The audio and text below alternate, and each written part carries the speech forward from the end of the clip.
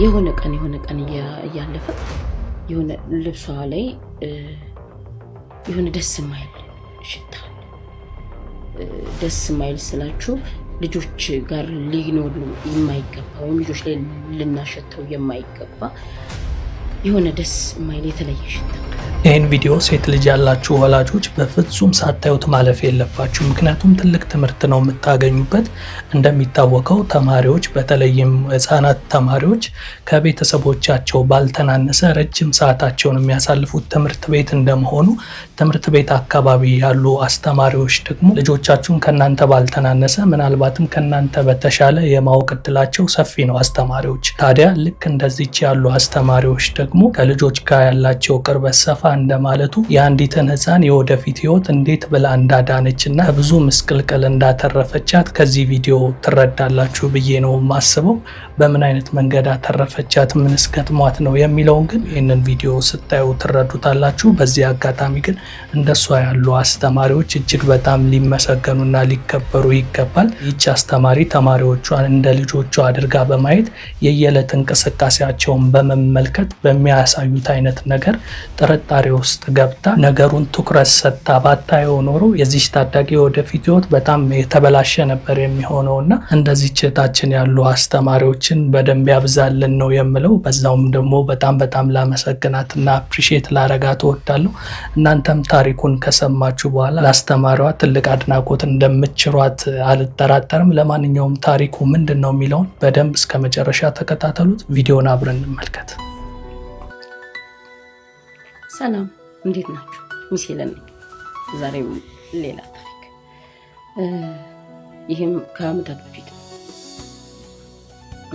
በወቅቱ የነበርኩት የሶስተኛ ክፍል ሆምሩም ቲቸር ነበርና ከነበሩት ሴት ተማሪዎች ውስጥ አንዷ ልጅ የሆነ ነገር ማስተዋል ጀመርኩ። ማለት ከተለመደው ውጪ ያው ሁሌም ስቲልም እንደማደርገው ጧት ልጆች ሲመጡ ጉድ ሞርኒንግ እየተባባል ስፔሻሊ ሴቶቹን አቅፋቸዋለሁ፣ ወንዶቹን ደግሞ እንደዚህ ቴክ 5 እንላቸዋለሁና ከዛ እንደዛ ሰላም ሲሉኝ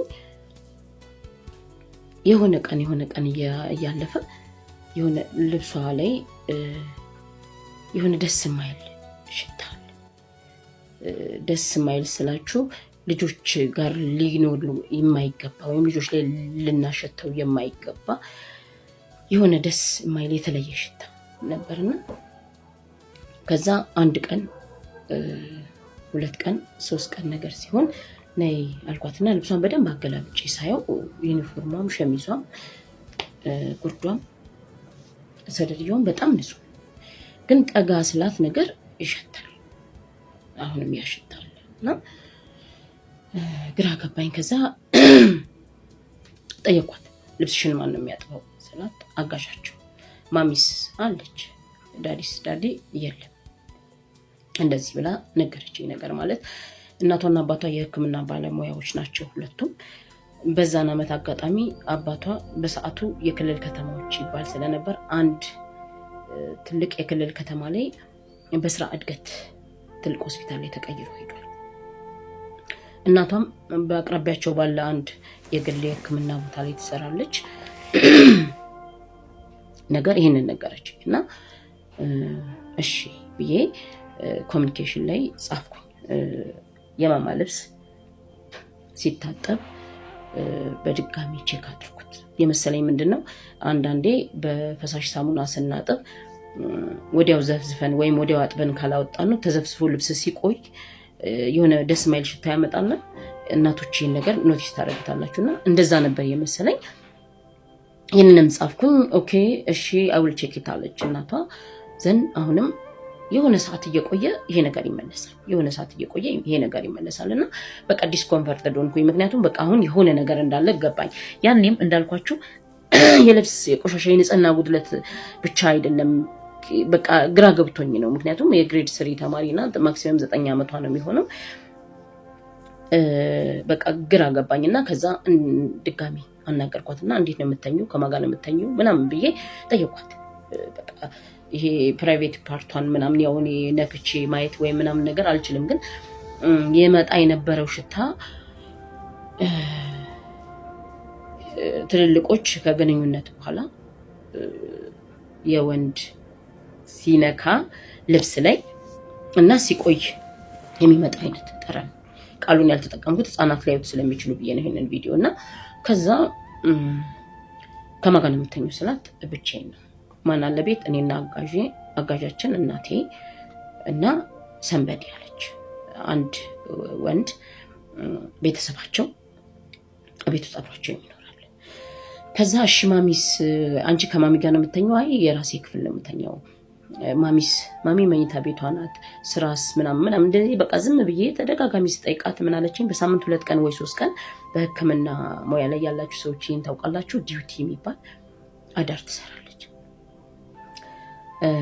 ስለዚህ አሁን ትንሽ የሆነ ፍንጭ ነገር ያገኘው አይነት ስለመሰለኝ ከናቷ ጋር ማውራት ፈለኩ በቃ የሆነ እውነት ይሄው እግዚአብሔር ምስክሬ ነው ይሄንን ነገር ፊል ካረኩ ቀን ጀምሮ በቃ ሁሌ የሆነ ነገር ምን እንደማረግ ግራ ገብቶኝ ነው እንዴት አድርጌ እንደምጀምር ነገር ምናምን ትክክል ባልሆንስ የሚል ስጋትም ነበርኝና ያልሆነ እንትን ውስጥ ያልሆነ የሆነ መስሎኝ እንዳይሆን ብዬ በጣም ከራሴ ጋር ስታገል ነበር የቆየሁትና ከዛ ዳንትየው ጋር ደውዬ እንድትመጣ አረኳት ማለት ያን ነገር መጻፍም ማውራትም ምናምን አልፈለኩም እና ስለሆነው ነገር የህክምና ባለሙያም ስለሆነች የተሰማኝን ያው ቅድመ ጥንቃቄ ነው እኔ ይሄንን ነገር ካልሆነም እንዳትቀየምኝ ከሆነም ደግሞ ማድረግ ያለብሽን በጥንቃቄ እንድታረጊ ነው የምፈልገው ነገር አልኳትና በሰዓቱ ነርቨስ ሆነች በጣም ደንግጣለች ማለት ግራ ገብቷታል ነገርና ልክናት እንደ እናት ግን በቃ እንኳን ለሷ ለኔም ከብዶኝ ነበር ይብን ከቃሌ ካፌ እስከሚወጣና እሺ አለችኝ ኢሚዲየት እንደ ትምህርት ቤት ሰዓቱ ሳያልቅ እንኳን በቃ ልጄን ይዣት ልጅ ነገር አለችኝና ቢሮ አስፈቀደን መውጫ እንትን ብለን ሰጣት ሄደችና ኢሚዲየት ያው የህክምና ባለሙያ ስለነበረች የልጇን መነካት ለመነካት ነው ፕራይቬት ፓርት ቼክ አደረገች እግዚአብሔር ይመስገን አልተነካችም ግን ምን ነበር ይሆነ የነበረው ያ ቤታቸው ይኖር የነበረ የቅርብ የስጋ ዘመዳቸው እናትየው ዲዩቲ በመታደር ቀን በቃ ለረጅም ጊዜ ልጅቷን አብሯት እየተኛ ይሄ እየተሻሻት በቃ እየነካት ምናምን እንድትለምደው ያንን እንትን እንድትለምደው አድርጓታልና ከዛ ምን ብላ ነው የምታምነው ልጅቷ በዛ ሰዓት እሱ ያንን ከሷ ጋር እንደዛ የሚያደርገው ምንም ሳይነካት ግን ከላይ የሆነ ነገር አድርጎ የራሱን እንትን የሚጨርሰው ምናምን ስለምወድሽ ነው ብሎ አሳምኗታል ግን ይሄን ነገር ለሌላ ሰው ከነገርሽ እነሱ እንደወድሽ ስለማይፈልጉ ይከለክሉናል መጥፎ ነው ስለዚህ ለማንንም አትንገሪ ብሎ አሳምኗታል አምናለች ልጅ እስከዛ ድረስ የተሰማት ህመም የለም ምናምን ስለዚህ በዛ አይነት ሁኔታ ለካ በጣም ለረጅም ጊዜ ቆይተዋል እናትም አታውቅም አጋዥም አታውቅም የልጅቷና የሱ ሚስጥር ያው ህፃናት ሚስጥር ነው ካልናቸው የምርም የሚጎዱበት ወይ የሚጠቅማቸው ነገር መስሎ ከተሰማቸው ሚስጥር ይጠብቃሉ እና ይሄ ነው የሆነው እናትየው በጣም ረጅም ለፍታበት ታግላ እንዳልተነካች እንዳልተደፈረች ካወቀች በኋላ ግን ከምን የተነሳ ይሄ ነገር ሊሆን ቻለ የሚለውን ካንዳንድ እሱ ሊሆን እንደሚችል እርግጠኛ ስለነበረች ልጇን በመትችለው አቅም ሁሉ ተጠቅማ አሳመነቻትና ልጇ ነገረቻት ከነገርንሽ አንቺም ዳዲም ወይም ሌላም ሰው እሱን እንዲወደኝ ስለማትፈልጉ አብረን እንድንተኛ ስለማትፈቅዱልን ተደብቆ ማታ ነው ክፍል ይመጣና ይተኛል አብረን ነው የምናድረውና እኔም እንደሱ አብሮኝ ሲተኛ ደስ ይለኛል አይነት ነገር ሂስ ኪድ ምንም ሳይድ ኢፌክቱን ከጎኑ ሊመጣ የሚችለው በኋላ ምንም የምታውቀው ነገር የለም እሱ ግን አድብቶ አንድ ቀን ህይወቷን ለማበላሸት እየጠበቀ ነበር የልጅነት አምላኳ ቤተሰቦቿ አምነው ቤታቸው ያኑሩት የነሱ የዋህነት በቃ እግዚአብሔር አምላክ ጠብቋት ነው እንጂ አንድ ቀን ያ ነገር ሀፕን ሊያደርግ እንደሚችል በቃ እሱ በቃ ወስኖ እርግጠኛ ነበር ግን እግዚአብሔር አምላክ መቼስ እሱ አያልቅበትምና ያ ነገር እኔ አስተውዬ ግራ ገብቶኝ ስለነበር በዛ መንገድ ሊፈታ ይችላል ወላጆችን እዚህ ላይ ምላችሁ ሁላችሁም የሴት እናቶች ሴት ልጅ ያላችሁ ሴት ልጅ ያለው ዘመድ ያላችሁ በዙሪያችሁ ሴት ህፃናት ያላችሁ ሰዎች በሙሉ እንድትይዙልኝ ወይም ለልጆቹ እንድታሳውቁልኝ የምፈልገው ነገር ምንድነው ምንም አይነት ነገር ማንንም ሰው መጥቶ በህይወታቸው ይሄ የኔና ያንቺ ሚስጥር ነው ለማንም እንዳትናገር የሚላቸውን ነገር ተስማምተው እንዳይደብቁ ሚስጥር የሚባል ነገር የለም ሚስጥር ሊኖር የሚችለው ከእናት ከአባት ጋር ብቻ ሚስጥር እንደብቅ የሚባል ነገር በሙሉ እነሱን ህፃናቶቹን ሊጎዳ እንደሚችል መናገር ወይም ማሳመን። ሁለተኛ ነገር ደግሞ እንድታውቁልኝ የምፈልገው ሴት ህፃናት የምታሳድጉ ወላጆች፣ አሳዳጊ፣ ጎረቤት፣ ዘመድ አዝማድ በሙሉ ምናልባት ያም ሰው እኛ ኤክስፖዠሩን ከሰጠነው የኛ ጥንቃቄ ጉድለት ካለ የወላጆች ክትትል ማነስ እንዳለ ካወቀ እድሜ ሊሆን ይችላል የሚገፋፋው፣ መጠጥ ሊሆን ይችላል የሚገፋፋው፣ ምንም ይሁን ልምምድ ሊሆን ይችላል የሚገፋፋውና የልጆች የህፃናቶች ህይወት እንዳይበላሽ ቤተሰቦችም ወላጆች አሳዳጊዎችም ከፍተኛ ጥንቃቄ ከአይናችሁ ሳታጠፉ ከፍተኛ ጥንቃቄ አድርጋችሁ ሴት ልጆቻችሁን በተቻለ መጠን ከእንደዚህ አይነት ጥቃት እንድትከላከሉ ሁልጊዜም አተኩራችሁ እንድታስቡ ለማሳሰብ እወዳችኋለሁ። ይህ እውነት እቺን አስተማሪ ያለማድነቅ ንፉግነት ነው በእውነቱ ከሆነ። ምክንያቱም አሁን ይህች አስተማሪ የተማሪዎቿን ሁኔታ በትኩረት የምትከታተል በመሆኗ ነው እንግዲህ ይቺ ልጅ የተረፈችው እንጂ ይሄ ነገር በየጊዜው በሚቀጥልበት ሰዓት አንድ ቀን ሌላ የከፋ ነገር የመድረስ ቻንሱ ሰፊ ነበር የሚሆነው። ይህች አስተማሪ የዚችን ታዳጊ ህይወት ብቻ አይደለም የታደገችው፣ ይህን ታሪክ ወደ ሚዲያ አውጥታ እንግዲህ መናገሯ በራሱ በብዙዎች ዘንድ እንደ ፍርሃት የሚቆጠር ወይም ደግሞ ብዙ ልጆች ላይም ይህ አይነት ነገር ደርሶ ሊሆን ይችላል። ምክንያቱም እንዲህ ያሉ ነገሮች በግልጽ የሚነገሩ ስለማይሆንና ህጻናቶችን በቅርብ ሰዎች የሆነ አይነት ጥቃት በሚደርስባቸው ሰዓት ለመናገርም ስለሚፈሩ ያንን ጥቃት ተሸክመውት እንደ ትሮማ ሆኖባቸው ሲያድጉም ትልቅ ተጽዕኖ ይፈጥርባቸዋል። የወደፊት ህይወታቸው ላይም ትልቅ ጫና የሚፈጥርባቸው እንደመሆኑ ይሄ ለብዙ ወላጆችም የማንቂያ አይነት ደውልም ነው። ልጆቻቸውን በደንብ እንዲከታተሉ እንዲሁም ሌሎችም አስተማሪዎች ደግሞ ከሷ ተሞክሮ በዙሪያቸው ያሉትን